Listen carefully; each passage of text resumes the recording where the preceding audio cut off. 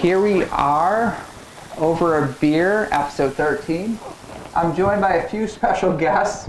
We got Aaron and his 1-month-old daughter, more importantly, Hal. Hallie Augusta National Golf Club Loring. Yeah, she's from Georgia. She'll be participating in the 2037 Masters? We'll say 36. You got some work to do. 36 Masters. All right. She's a little sweetie. She's a good girl. She wants to hang out for a few, and then she might chill with her mom. We'll see. She might be hungry already. That's what dads do. So here, we'll start there, Aaron. Talk a little dad talk. How long before the baby's fussing do you think she's hungry? About 5 minutes, because we figure there's 4 things, right, that a baby is gonna fuss for. She's hungry, she pooped her pants, she's tired, or what's the other one? What's the 4th one? There's 4, right? Wishing her, which is partially tired, hunger, and everything. Poop. Everything. Okay. But yeah, no, she's an awesome baby. She's been seeping. She's in this cute little llama onesie. So she's the first star of this show. Yep, she likes her camera time. She's had about 15,000 pictures taken between mom, dad, and all the grandparents because you're so photogenic, right? Yeah, she is. So, Hal, what do you think? Should we introduce this beer, girl? So I'll get into this. So the beer Aaron and I are going to be talking over today. We grabbed the Smuttynose 25th birthday beer. It came out a few weeks back now when the new Smut dropped in Dover. This is going to be a good one. It's a double. It's also an Imperial IPA, which obviously just means it's going to be more hoppy and malty, which is awesome. We're looking at 8.3 ABV, so Aaron will be all right as a dad. Oh, she just farted. 43 IBU. What do you think, Hal? She likes it. She told me right before the show started, actually, that these cans are badass. Yes. She likes the gold stripe. Doesn't it remind kind of like a Pokemon holographic card, like the stripe in between the, kind of neat. Brings you back to a little bit the of old Charizard holographic cards. That's what it is. I can agree. So let's get some first thoughts in here. So cheers to this beer, Cheers, dude. buddy. Let's enjoy.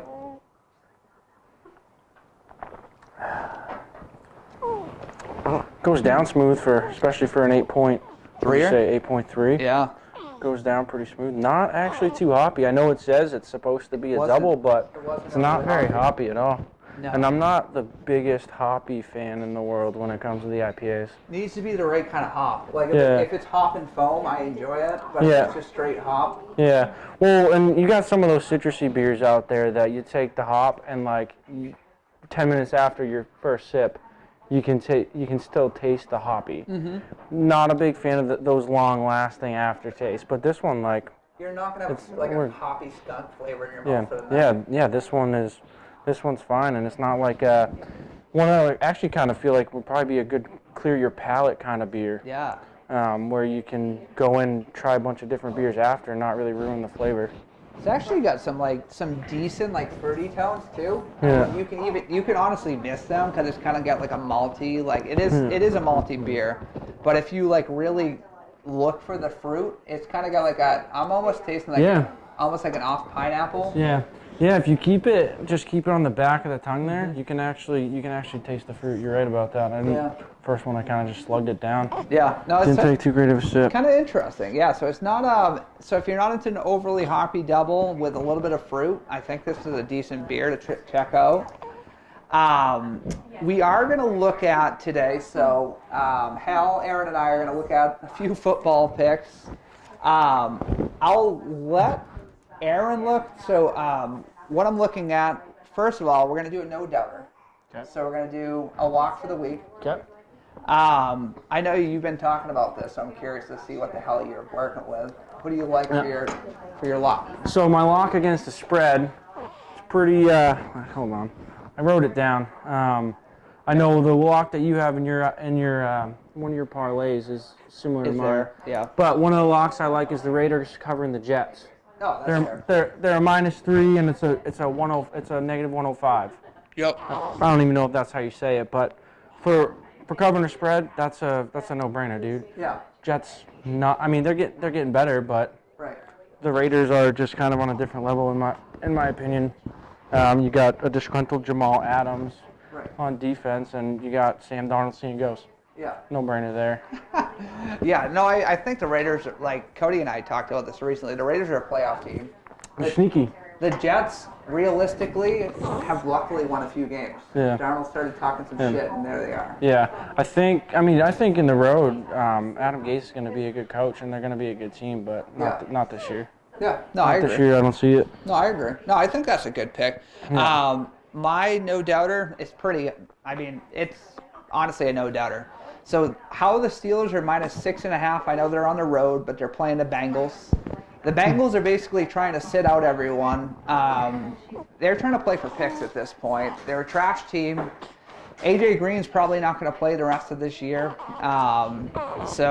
Realistically, they're trashing their season. That's funny you say that. So I actually had them as a good value pick because that's covering that spread's like +105. If I remember last time I looked. So you like the Bengals? I like Pittsburgh covering. Oh yeah, -6.5. That's and they were in the +105 range last I looked. So that's a no-brainer, like value and lock. Yeah. Oh, I for agree. me. No, so I got that one too. When you can get a team at -105 as opposed to like -110 or -115. If you're going to pack that in a parlay, it's worth your time. Yeah, it's huge. Yeah. That's a big one. I mean, look at there was a guy last week I saw. He had 3 underdogs, all +175s to +225s in a parlay, and he won big. Like that's how you got to do it. You can't just take the easy money lines that are minus big. You know what I mean? You got to find out those value bets because that's where you make the money. Is getting those value bets in there. So even if you win 6 out of 10 times, you're probably making more than your money back. Whereas if you're taking money lines on favorites, you're not going to get your money back ever. Agreed. No, I definitely agree. So that's a good lock. What else did you have? You had a few more value bets. So I like the Giants. I like the Giants on a money line over Chicago. Money line straight up. They're plus 250. Oh yeah. Is what I saw. It might have changed by now. Yeah. But it sounds like Sterling Shepard's coming back for the Giants. Yeah. Saquon had that bye week to get a little more healthy, and Mitch Trubisky's trash. Yeah. Like you never know what's going to happen. I mean, I don't think the Giants are a good team by any means, but I think they're good enough to beat. Yeah. They're good enough. They're good enough to beat a 3-7 Chicago team. I think they might be 4-6, but regardless, they're not. Yeah. I mean, their record's not that much better than the Giants. Yeah, the Giants I know are 3-7. And do you know is it in Meadowlands or? I think it's in Chicago. Oh, and that might be why it's. So they had 3 points for being at home, and really they got Chicago as a 3-point favorite. But I mean, if you look at the last game Chicago played against LA, it was 17-7. Yeah. The Rams were out without Woods and Cooks, so. Right. Really, and McVay's in his head, so I think that that Chicago team is comparable to maybe 6 points less than that Rams offense. Yeah. Especially with Shepard's back and Ingram might be back too. No, I know he's questionable, so I would take that just based on value for sure. I don't hate it. I mean, the Bears are going to start shutting down soon. Their divisions basically ran away with Green Bay, obviously. Sorry about that. But no, I have a value pick too, and this is it's an over and under. The Lions and the Skins under 40. I think that's a very valuable pick. That being said, obviously Driscoll had a huge game last weekend. It was coming out party. That's not going to probably happen again, regardless of how shitty the Redskins defense is. Yeah. And then I don't see the Skins scoring more than double digits. So. Yeah, Skins are trash. Detroit actually doesn't have too bad of a defense. No. I know they've had a couple bad showings this year, but all in all, I mean, you got Matt Patricia running that. Right. He's running that defense, and we see when he's done in New England. Yep. Bend but no break mentality. So I think that's not a bad pick. I actually had a lock in one of my over-unders too. What's that? Bills in Denver, under 38.5. Bills and Broncos. You like the under? I like the under in that one. If you look at it, every game that the Bills have won this year, they've been under like 35 points. They've been over 35 maybe once, and that was against Miami. Yeah. And they scored because they put up 35. And I don't see Denver winning that game by any means. So you look at it, Bills are probably going to win that game by like That's going to be a 17-6 game, a 17-7 game. I don't think it's. 17-9. I don't think it's gonna. It's not going to be a high-scoring game at all. Yeah. Bill's got a good defense. Denver has not really much offense. I Yeah, know. just outside of Sutton. They made the change at quarterback, which I think helped them out a little bit last week against Minnesota. Yeah. But I think Minnesota kind of underestimated Denver a little bit last week, and they came out flat and let Denver get some points on the board. So. No, I agree. I see that one being an automatic, as automatic as you can get. No, that's a decent under. Yeah. And then my other lock was Seahawks on the money line. I like that. I think the Seahawks are a really good team. So let's dive into that one then. Yep. All right. That's actually the first game, and the segue's nice. So that's the first game. So we have a parlay here. We'll see what we both think. I don't think we can go wrong, because I agree with you completely. The first pick of this parlay, we got the Seahawks on the money line. Bye, guys. Cal, she had fun. She's going to go hang out with Mom. Thank you for joining us, though. You're the first baby on the show, which is awesome. Aside from Tim. Says the baby himself. So we have the Seahawks +1 on the road versus the Eagles. The Eagles literally just played a terrible pass team last week. Yeah, and lost by 10. And lost by 10. Yeah. And they scored what, 7?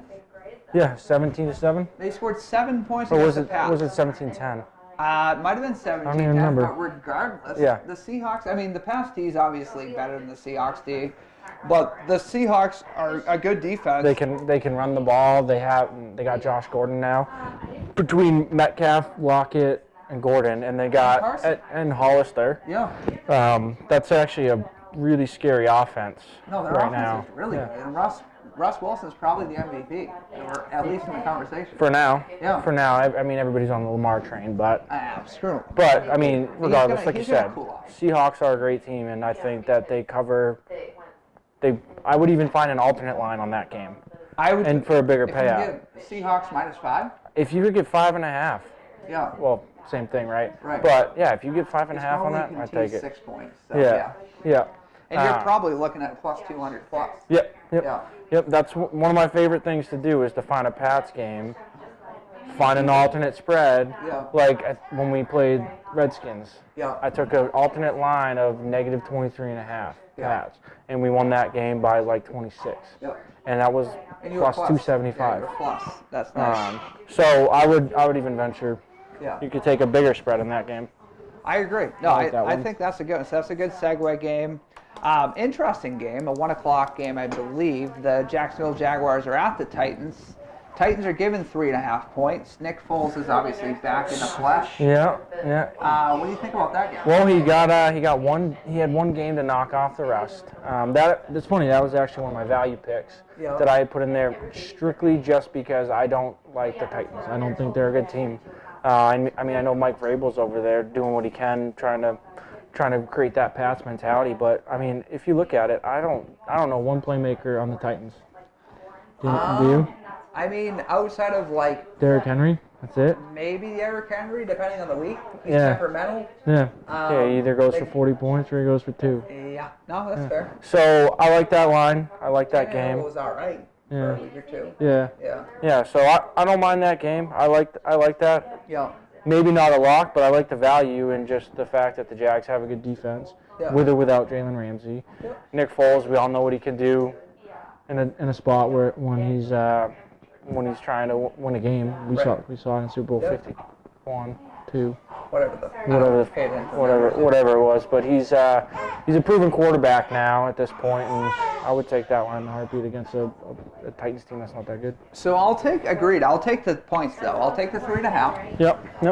The Titans typically they're basically opposite spread hunters. So whenever they're dogs, they typically win the game. Whenever they're favored, they typically lose a game. Yeah. I don't know. I think the Titans might eke that game out, but I think 3.5's a good. They might win by a field goal. Then you take the 3.5. You're good. Yeah. So if you like the money line, I like the 3.5. I don't think you can lose with the Jags. Tennessee historically doesn't play that great at home either. Yeah. I don't know. They're kind of like an underdog team. They like the road. Yeah. Yeah. Is that one at? That's in Tennessee. That's in Tennessee. Yeah. I think you take the points there, and I think you're off. Yeah. Yeah, I would take that game. So I agree with the value. I also agree with grabbing the points. Obviously, we'll get into our hometown game, and I'll lead here. Yeah. The Pats minus 6.5 in Gillette against the Dallas Cowboys. I hate to do it, but I lost a massive parlay due to giving points to the Cleveland Browns I would in that net Sunday night football game. Rule number 1: if you want to be a fan and bet, always bet on your team to cover the spread, even if you take a small spread. Because that Cleveland game, I didn't know how Belichick was going to come out and play that game, so I took a negative 5.5 for a smaller payout and just put more money on it because I didn't know. That was I was worried. Leg of a $280 parlay. It scared me. Yeah, because that game ended up at what? What was that? 7. 7-point game? No, I think the spread might have been 10 and it was 12. Yeah, the spread was like somewhere between 12 and 14, I think, and that's why I didn't want to take it. Yeah. Because I thought it was too much. Because you never know when Mayfield's gonna pull a cat out. So I took the smaller spread, thinking that you never know, and I always want to root for the Pats to smoke them. Yeah. So I'm gonna disagree on this one though. I'm gonna basically take the points for the Cowboys. I'm gonna take the 6.5. I think the Pats pull it out, but I don't think we win by more than the score there. Yeah, I don't see that. I see it being a tight game. In reality, I wouldn't have that one in the parlay. Oh, I mean, it's just every week the Pats goes in, regardless of the shit game. Okay. So the Skins were in there, the Jets were in there. Okay. I like the Pats money line if you want to stay with the hometown boys. Yeah. Or I like the Cowboys plus 6.5. I would parlay the two. Yeah. Why not? Yeah. I mean, this is gonna be a close game. I know that the Cowboys aren't the amazing team that everybody thinks they are. I mean, but they got enough firepower. Yeah, I mean, if Amari Cooper comes in and he's hurt, I take the 6.5 all day. Right. I don't know his status of this game. I know he's been banged up the last couple of weeks. Yeah. Shout out to Martin Gallup on my team. Yeah. He's been killing it, dude. He annoys me. So he's putting up like 25 points a week since Cooper's been hurt. Last 2 or 3 weeks. Yeah, he had a good week last week. I haven't a few leagues. So I mean, we know our secondary. Our secondary is going to shut down the wide receivers. So the wild card really in this game is going to be Jason Witten, and then I forget who their other tight end is. Those are going to be the I think those are going to be the two that. If the Cowboys are going to cover or win this game, it's going to be them two. Yeah. We're going to bottle up Elliott. We have a great line. Yeah. We have a good secondary. So we'll see. But I mean, I don't hate 6.5. I don't know if that's the lock, but I like to play. You got to bet on the homeboys. I like that too. I mean, I honestly, Cowboy, regardless, they're going to go one-on-one. Gilmore on the outside, even if Cooper's there. Yeah. Gallup will get his touches, so we'll get some fantasy points. He's on a few of my teams too. I think I got him on the bench right now. Oh, you do? Yeah. It's tough. I'll show you my team. It's tough to realistically play against the Pats defense this year. They're sound. Yeah. I don't see the Pats offense doing much. I mean, the Cowboys defense isn't great, but right now, you got Brady. He's showing up on the questionable list. Yeah. He's got like an elbow thing. That used to happen all the time back in the thousands. Yeah, back in the Randy Moss days. Every week. Questionable. You got Edelman Dorsett, questionable. Well, that's because Dorsett took a friggin'. He's probably out. He took a helmet to. Yeah, he took a helmet to the right? chin on the Edelman pass. Yeah. On the Edelman touchdown pass. Yeah, he took a shot last week. I think he'll be all right. I think Dorsett's a gamer. Yeah, he's a gamer. So we'll see. I think we'll be all right. I mean, I think we got some. I think they're starting to realize that we need to get our running backs more involved. Well, yeah. You know what I mean? Like think about back to the Atlanta Super Bowl. James White caught like 14 passes. Right. He's maybe caught 14 passes this year. I'll take that. You know what I mean? So I think we're going to get our running backs a lot more involved this weekend, and I wouldn't be surprised in the slightest if we cover the spread, especially if we're at home. It's just tough. Our left guard's been terrible. I can't even think of his name because I hate Newhouse. Oh, is it Newhouse? Yeah, I think so. But we got Wynn back, but now Cannon's questionable. So Brady's Newhouse might be blindside back. sucks, and then that also affects your run game. Yeah. But I don't know. I like the Pats money line. I do like the Cowboys plus the points. That's where I'll stick. Definitely money line on the Pats. That's fair. I'm cool with that. Yeah. I like that bet. All right, we'll go with that. Interesting game. Sunday Night Football. Packers at San Fran. The 49ers giving 3 points to the Pack. That's going to be a hell of a game. That is going to be a hell of a game. Did you say that was Monday night? Yeah, Sunday night. Sunday night, okay. That's going to determine my fantasy season in a few weeks. Tevin Coleman. I have Coleman, but I also have Aaron Rodgers, and I also have Devontae Adams. Yeah, that's my wife's team. Devontae Adams and Rodgers. I like the left side. Yeah. So, Packers at the 49ers. I mean, I feel like a 3-point spread, that's not a lot to cover. We just saw the 49ers lose at home to the Seahawks team. Correct. And I think the Packers are probably more dangerous on offense.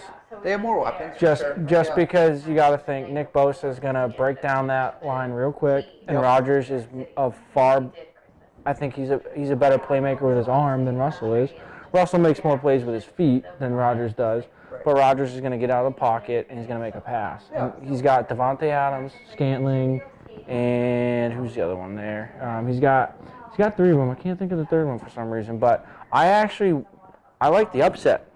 I like the upset in this one. You like the Packers money line? I would give the Packers a money line bid. I don't know what the number is because I didn't have that one in one of my values, but if you're looking at strictly spread, I would take the Pack because even if the 49ers win, it's gonna be by a field goal or less.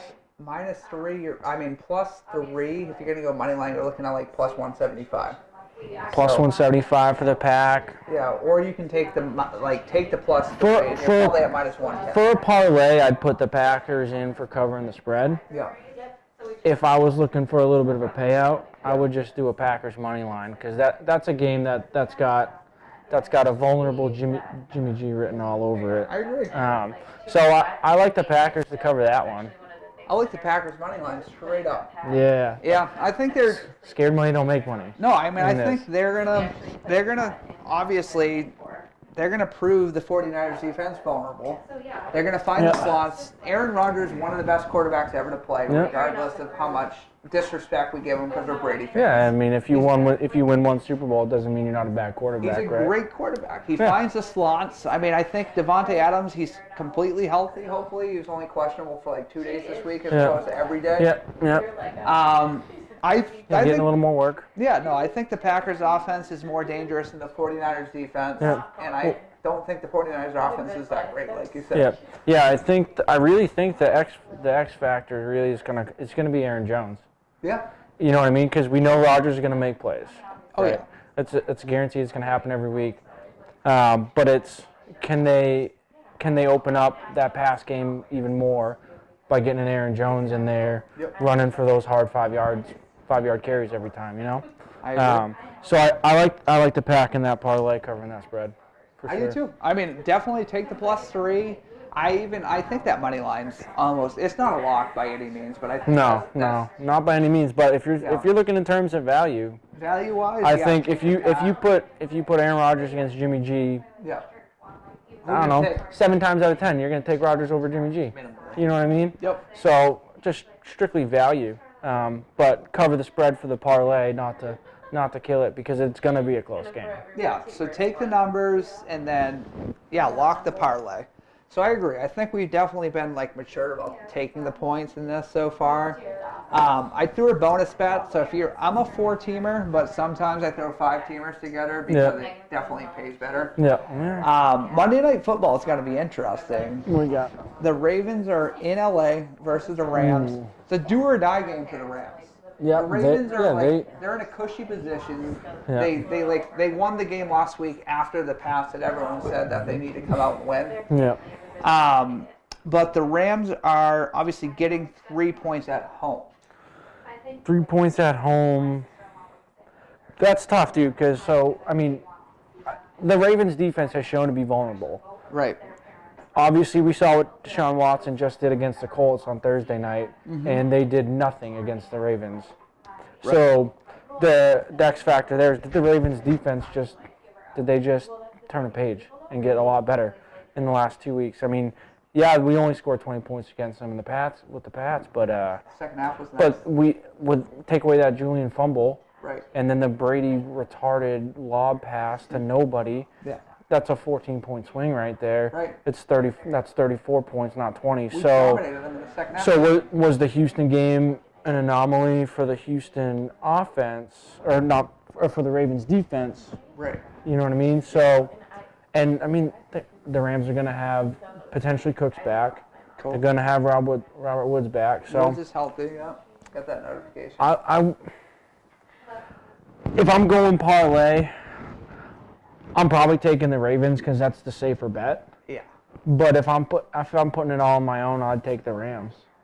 I mean, I feel like you go one or the other. Like the Ravens -3 is as safe as a line as you're going to take. Yeah. But you can jump on that Rams money line and have a good time on a Monday night. Yeah, for sure. And like I said, I mean, you still got Gurley. You still got Cooper Kupp. They got weapons. They got. And Cooper's been cold too. I mean, if Cooper heat up? If McVay can get out of his own head, yeah. Stop worrying about how many snaps that Gurley's taken. What drive that he's gonna have Gurley in on? Right. If there's like a yardage thing, if like, because there was a spot in last week's game where Gurley ran for 25 yards. Yeah. And pulled him out and put Brown in. Yeah. So. Yep. If McVay can get out of his own head in that, I feel like the Rams offense can explode at any time. And if the Ravens defense is as vulnerable as we've seen them against the Cleveland Browns, and 42 points to Baker Mayfield. Yeah. They let up a decent amount of points to us, but again, we made 2 boneheaded mistakes. Right. That's a 34-point game. So, agree. And then the Rams can explode. So, parlay the Ravens are a safe bet if you don't want to blow it. Yeah. But there's a reason that I don't make $1 million off this. It's because I'm scared to lose. Scared to lose. I know. Don't take the LA. Well, I mean, remember when there was the Colts-Chiefs game? I texted you. I said, dude, you texted me. I said, perfect bet. I said, Colts money line parlayed with the under, and Tim goes, no, Chiefs in the over.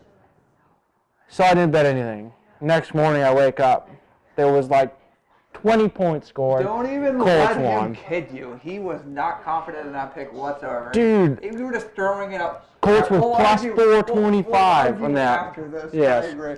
But yeah, no, I agree. That's a good pick. So Ravens -3 there. Rams if you want to get ballsy. So we both agree Seahawks money line. Jags take the points. We also agree the Pats take the money line there. Be safe if you want to take. If you're parlaying it, take the Pats money line. Money line. If not, go hometowners. Yeah. -6.5. Let's win by a dozen. Yeah.